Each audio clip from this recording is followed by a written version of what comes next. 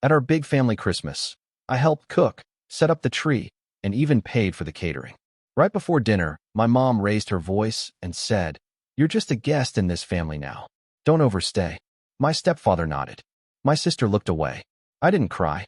I just walked inside, grabbed my bag, and pulled the plug on everything they took for granted. I, 34M, never thought Christmas could feel like a funeral until last year. The irony wasn't lost on me that I'd spent 3 weeks planning what would become the most expensive goodbye of my life. It started in November when Mom called asking if I could help with Christmas dinner. She'd married Richard 2 years ago, and this would be our first big family gathering at their new house. My sister Emma would be there with her kids, plus Richard's grown children and their families. Mom sounded stressed about hosting so many people, so naturally, I offered to help. What began as offering to bring a side dish quickly escalated. Mom mentioned they couldn't afford a caterer this year. I suggested we split the cost. Then she worried about having enough chairs and tables. I offered to rent them. The Christmas tree was too expensive at the lot near their house, so I drove 40 minutes to get one from the farm where we used to go when I was a kid. 3 weeks before Christmas, I'd committed to paying for the entire catering bill, all the rental equipment, the tree, decorations, and even arranged for a photographer to capture what Mom kept calling our perfect family Christmas. The total came to just over $4,000, but seeing Mom excited made it worth every penny. The week leading up to Christmas, I took vacation days to help set everything up. I spent Tuesday arranging the rental tables and chairs in their dining room and living room. Wednesday, I helped Mom deep clean the house. Thursday, we decorated the tree together, and she told me how proud she was of the man I'd become. Friday, I picked up the catered food and spent the evening helping her prepare the side dishes we were making ourselves. Christmas Eve, I arrived early to help with final preparations. The house looked perfect. The tree sparkled in the corner, surrounded by carefully wrapped presents. The dining room table was set with Mom's good china, and the rental tables were arranged to accommodate everyone comfortably. The catered appetizers were warming in the oven, and the main course would arrive at 3. The first guests arrived around noon. Richard's daughter Sarah came with her husband and 2 young kids. Then his son Mark showed up with his girlfriend. Emma arrived with her 3 children, looking harried but happy. Everyone complimented the house, the decorations, the setup. I felt proud watching Mom beam as people praised her hosting abilities. I spent the early afternoon in the kitchen, making sure everything stayed warm and helping serve appetizers. The photographer I'd hired was capturing candid moments of the family gathering. Kids were playing with new toys, adults were catching up over drinks, and Christmas music played softly in the background. Around 2:30, I was arranging the catered main dishes on the buffet table when I overheard Richard talking to his son Mark in the hallway. Richard was complaining about how I was taking over and acting like this was my house. Mark agreed, saying it felt weird having someone who wasn't really family doing so much. I stood frozen behind the kitchen door, listening as Richard expressed frustration that I was showing him up in front of his kids. I tried to shake it off. Richard had always been territorial, and I understood this was his first Christmas as the man of the house. I decided to step back and let him take more of the hosting role. At 3 o'clock, everyone gathered around the beautifully set tables. The catered food looked amazing, and Mom asked me to say grace since I'd done so much to make this day special. I was about to speak when Richard cleared his throat loudly. He announced that before we ate, he wanted to address something that had been bothering him. The room fell silent.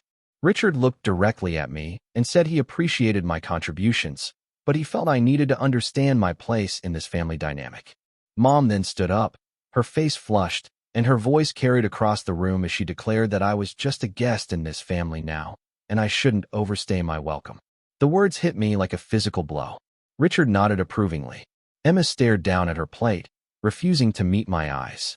The room was dead silent except for the Christmas music still playing softly in the background. I looked around the table at faces I'd known my entire life. Sarah and Mark looked uncomfortable but said nothing. Emma's kids seemed confused by the sudden tension. The photographer, who'd been capturing what was supposed to be a joyful family moment, quietly lowered his camera. I didn't cry. I didn't argue. I didn't ask for an explanation. I simply stood up, walked calmly to the guest room where I'd left my overnight bag, and picked it up. As I walked back through the living room, I unplugged the Christmas tree. The room plunged into relative darkness. I continued to the dining room and unplugged the warming trays, keeping the catered food hot. Then I walked to the kitchen and turned off the oven where the remaining appetizers were staying warm. I unplugged the coffee maker that had been brewing for after-dinner coffee. Mom called after me, asking what I was doing. I told her simply that since I was just a guest, I was removing my contributions to avoid overstepping. Richard started to protest, but I was already heading for the door. I walked out to my car, loaded my bag, and drove away. In my rearview mirror, I could see the house growing dark as the Christmas tree lights faded and the warming equipment shut down. Update 1. The fallout was immediate. Within an hour, my phone started buzzing with calls and texts. Emma called first, crying and asking me to come back. She said the food was getting cold and the kids were asking where I went. I told her I was exactly where Mom said I should be, not overstaying my welcome.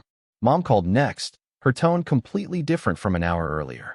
She said there had been a misunderstanding and begged me to return. I asked her to clarify what she meant when she called me a guest in the family. She couldn't give me a straight answer. Richard called around 6, his voice tight with anger. He accused me of ruining Christmas for everyone, especially the kids. I reminded him that he'd nodded when Mom told me I was just a guest, so I was simply respecting their wishes by leaving. He hung up on me. The texts kept coming throughout the evening. Sarah sent a long message apologizing for not speaking up and explaining that she'd tried to salvage dinner, but most of the food had gone cold. Mark texted saying his dad was furious and blaming me for embarrassing him in front of his family. Emma sent photos of her kids crying because Uncle had left, which hurt more than anything else. But I realized that if I was just a guest, then I wasn't really their uncle in any meaningful way. Update 2. The week between Christmas and New Year's was brutal. Mom called daily, alternating between anger and pleading. She accused me of being petty and vindictive. When that didn't work, she tried guilt, reminding me of everything she'd done for me growing up. I reminded her that I'd just spent $4,000 trying to give her a perfect Christmas, only to be told I was an outsider in my own family. Emma visited my apartment on December 28th. She looked exhausted and admitted that Christmas had been a disaster after I left. The kids were disappointed, the adults were tense, and everyone left early. She begged me to forgive Mom and Richard, saying they were just stressed about hosting such a big gathering. I asked Emma why she hadn't said anything when Mom called me a guest. She broke down crying, admitting she was afraid to contradict Richard because she needed their help with babysitting and couldn't afford to cause family drama. I understood her position, but it still hurt that she'd chosen her convenience over defending me. Richard's kids reached out separately. Sarah apologized profusely and said she'd been shocked by what happened. Mark was more defensive, saying his dad felt disrespected by my takeover of the holiday, but he admitted the timing and delivery were wrong. New Year's Eve, I spent alone for the first time in years. Usually, I'd go to Mom's for her traditional party, but I wasn't invited. Emma asked if I wanted to come to her place, but I declined. I needed time to process what had happened and what it meant for my relationships going forward. Update 3. January brought a different kind of reckoning.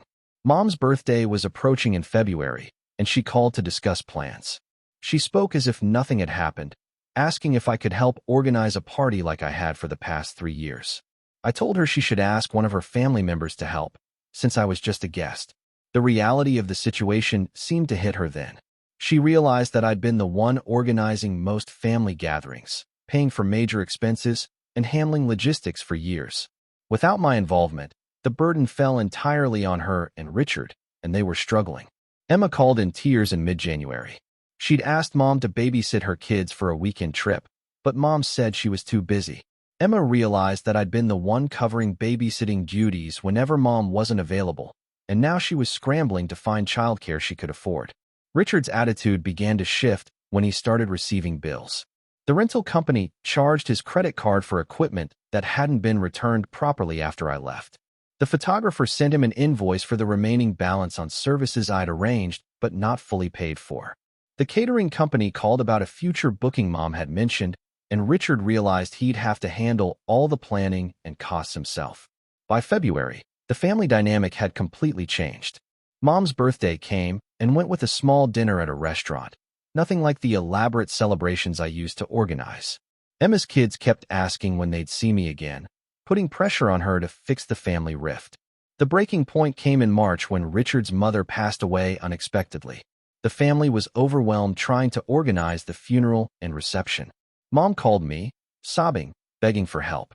She admitted they were in over their heads and couldn't handle the logistics and expenses without me. I attended the funeral to pay my respects, but I didn't help with the arrangements. I watched from the back as they struggled with catering mix-ups, seating problems, and coordination issues that I would have normally handled seamlessly. It was painful to see, but I learned that my contributions were only valued when they were needed, not when they were given freely. Update 4. Spring brought a series of awkward encounters and half-hearted apologies.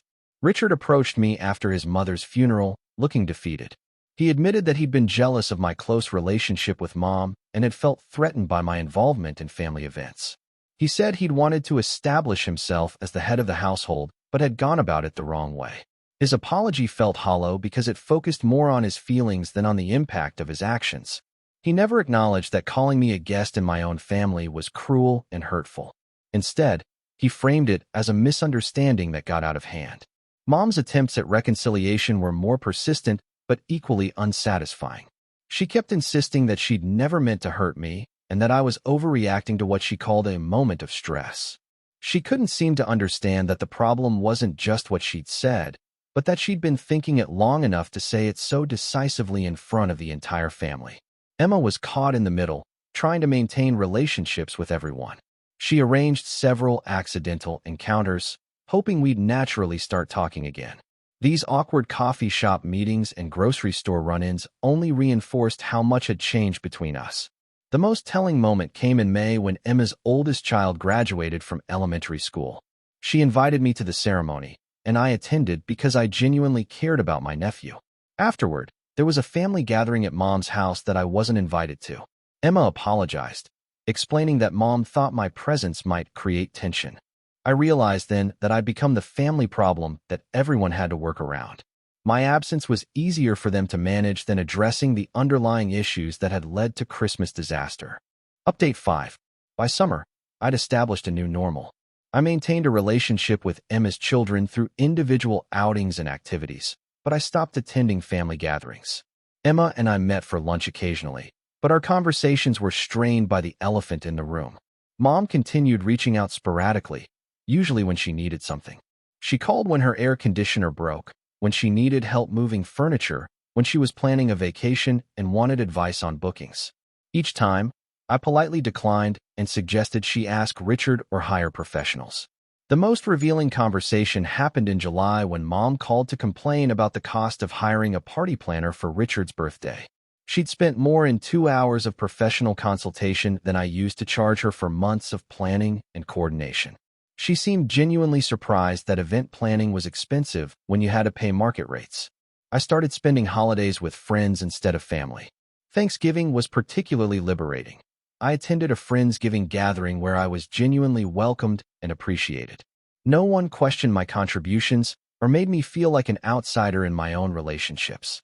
Christmas approached again, and the anxiety I'd felt the previous year was replaced by a strange sense of peace.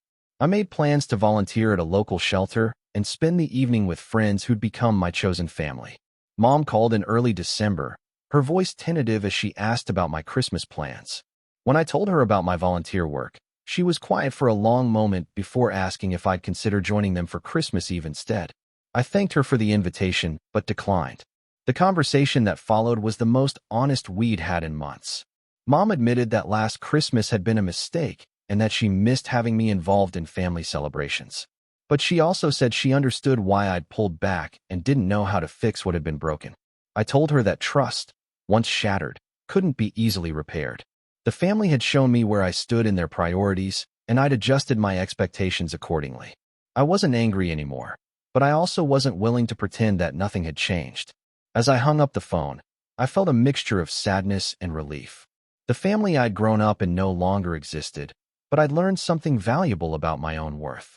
I was no longer willing to pay for acceptance or work to earn love that should have been freely given. The little boy who used to desperately want to belong had finally learned that sometimes the most powerful thing you can do is walk away from people who don't value what you bring to their lives. And sometimes, Unplugging everything they took for granted is exactly the wake-up call they need, even if they're not ready to hear it.